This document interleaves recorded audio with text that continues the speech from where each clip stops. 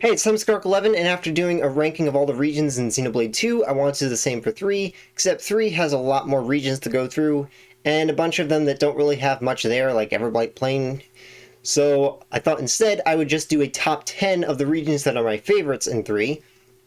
So I'm going to be ranking these based on a combination of visuals and level design, so how notable the landscapes are, and how it is to traverse with things to do there. So we'll start off with number 10, Izana Plains. I don't know how it's actually supposed to be pronounced. Is it Izana, Yazana? I have no idea. So starting area, it's visually not all that amazing. It does have a few notable features like the big waterfall coming from Kule Lake and the ridges, but that's really it. There's not a whole lot of notable visuals here, but level design wise it's pretty nice because it has a bunch of different places to go off to for tutorial quests, so you end up visiting most of the different spots around it, while the main story takes you through a trail, so it's not quite just a big open field like some of the more boring areas like Dawn Desert and Everblight Plain. For number 9, LA's Highway. During the day, there's visually nothing really interesting here, but at night, it's Satoral Marsh. Just really gorgeous visuals at night. Level design-wise, there's not really a lot here. There's very little to actually go through besides a cave, but the visuals more than make up for that. It's really, really pretty area. I just wish the ground wasn't more of Aegis Wilderness, because there was just a bit more interesting biome variety here instead of just being Aegis Wilderness with the big ether, fog, and trees.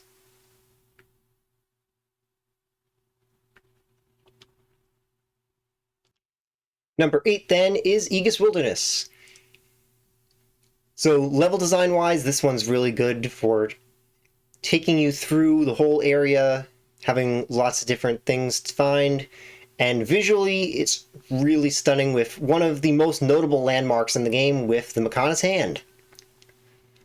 Something that a lot of regions in Xenoblade 3 are lacking is big landmarks to make you feel small, and this is one of the few regions that really has something that makes you feel small.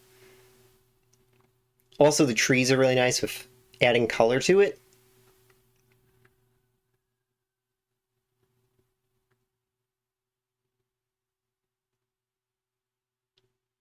And I know technically the most of the hand is part of LA's Highway, but you see it more from Aegis Wilderness. So visually, it counts more towards Aegis Wilderness, since you're going to be looking at it while exploring through here, whereas when you're in LA's Highway, when it's directly above you, you're not going to see it as much. 7th favorite region is Keva's Castle / Hyra Hovering Reefs. So visually, the only thing here that stands out is the castle itself, but the castle does make up most of this region. Level design wise, it's pretty good. Bit inconvenient with the lack of landmarks, but still fun to traverse through.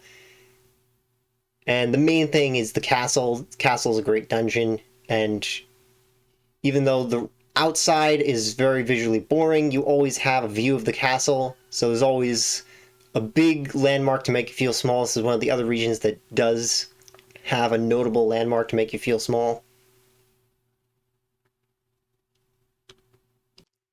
Number 6, Melnif's Shoulder. Level design wise, it's basically just a long path, but visually I absolutely love the red grass, the red trees, and well, the red leaves and the white trees. All just very visually stunning. And again, another area that does manage to have a sense of scale on it. Basically, the majority of the regions that are in my top 10 are the ones that do have that sense of scale, whereas the ones that didn't make the list, like Capricorn Peak, they lack it. They lack really notable big landmark features.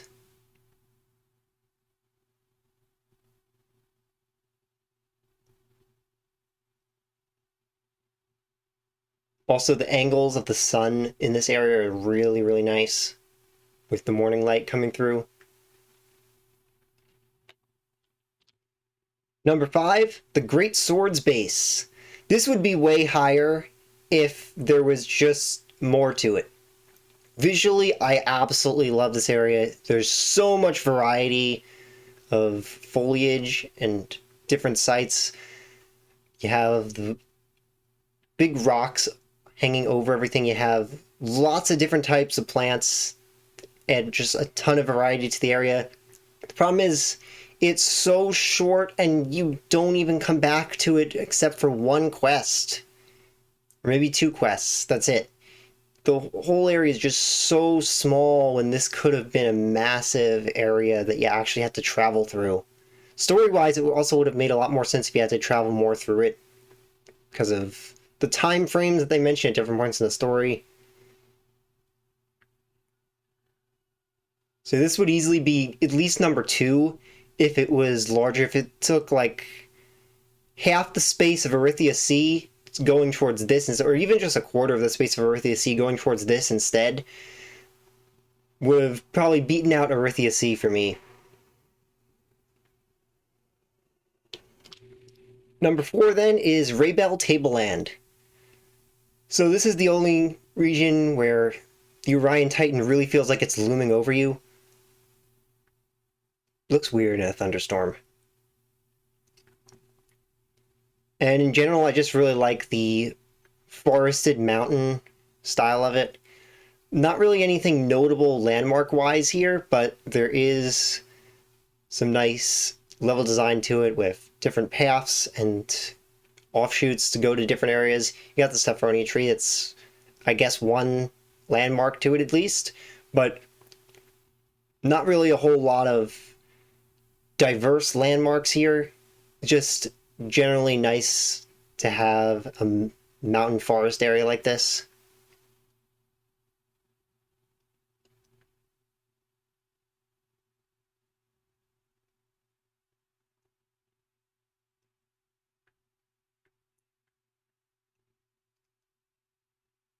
The deep green is very nice here compared to the more washed out colors in a lot of the other regions. Number 3, Great Coat Falls. The waterfalls are really pretty. And level design wise, very nice to travel through this area since it's a big climb up to the top, going all the way around multiple times until you finally reach the top. So fun to travel through, gorgeous scenery. Would look better if it was sunny out, but I mean, if I dropped down and KO'd myself from here, it'd probably reset the weather. Also, you got the view of the big skyscraper there from Moritha.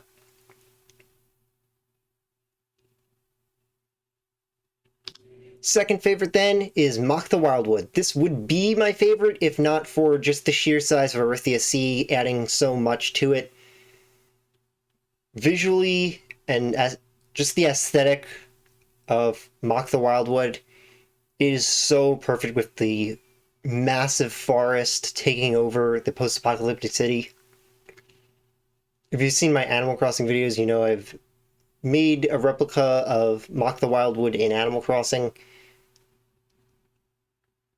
because it's just such great style to an area. It's also a decent amount here to travel through, but this one especially just goes to the visuals. It would be number 1 if there was more to it.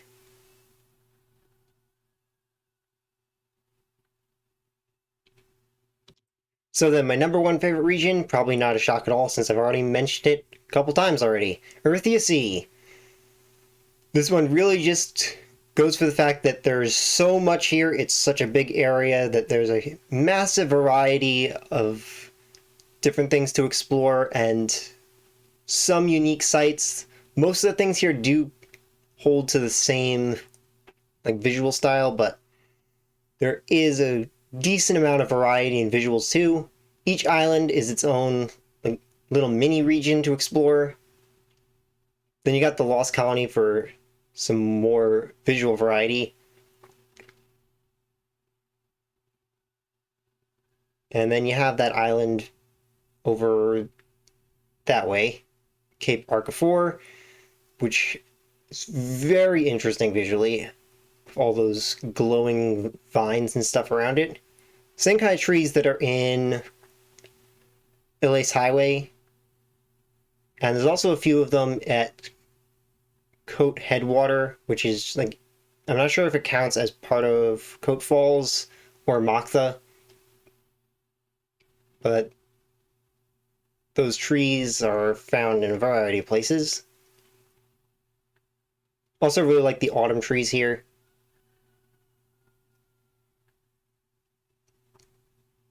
Anyway, that's it for my favorite regions in Xenoblade 3. Let me know what your favorite regions are in the comments. And if you watched the end, comment Blossom Dance down below. So, see you next time.